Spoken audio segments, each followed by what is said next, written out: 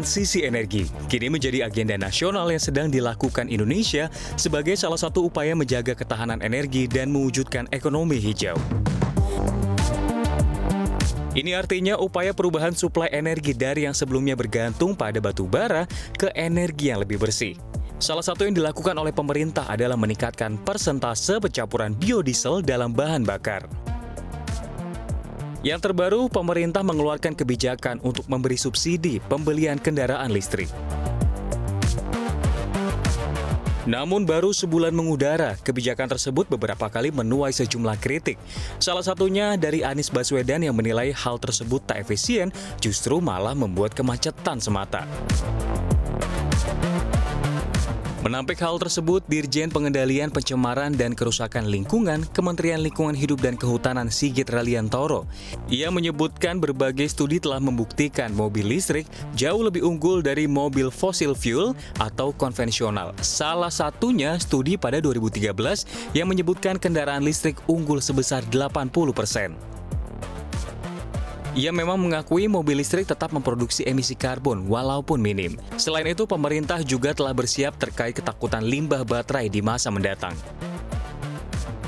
Memang ada catatan bahwa 30-50% dari beban yang disebabkan oleh kendaraan listrik itu memang terpusat pada pembuatan baterainya. Jadi mulai dari pembakaran, smelternya, dan baterainya itu beban gas rumah kacanya sekitar 30-50% dari keseluruhan dampak yang disebabkan oleh kendaraan listrik. Jadi memang kita pada waktu ada konsep mengenai kendaraan listrik ini, kita sudah menyiapkan aturan-aturan yang berkaitan dengan smelter, berkaitan dengan pembangunan pabrik baterai, dan bahkan kita juga sudah membuat baku mutu yang berkaitan dengan nanti recycle baterai-baterainya. Jadi saat ini kita juga lagi dengan Bapak Menko Maritim dan Investasi sedang melakukan pembinaan untuk industri-industri yang berkaitan dengan baterai ini. Mulai dari penambangannya, mulai dari smelternya. Menanggapi kritik subsidi yang tidak efisien, bahkan menyebutkan salah sasaran kepada mobil pribadi, Co-founder and Chief Growth Officer Nafas Indonesia, Piotr Jakubowski, angkat bicara. Ini bukan zero-sum game, bukan artinya kita harus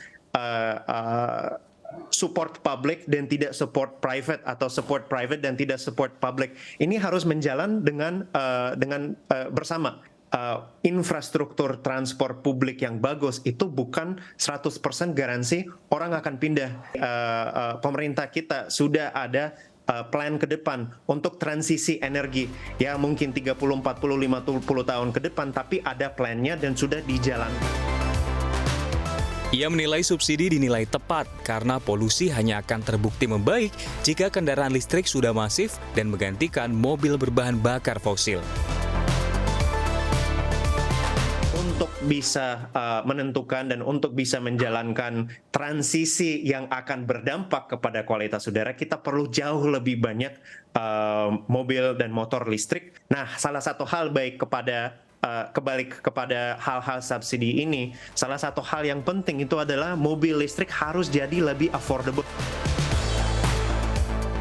Ya, PR Indonesia memang masih panjang jika ingin sepenuhnya menerapkan green energy. Namun bukan berarti Indonesia tidak mungkin untuk mengikuti jejak negara Brazil yang sukses menerapkan energi bersih dan terbarukan.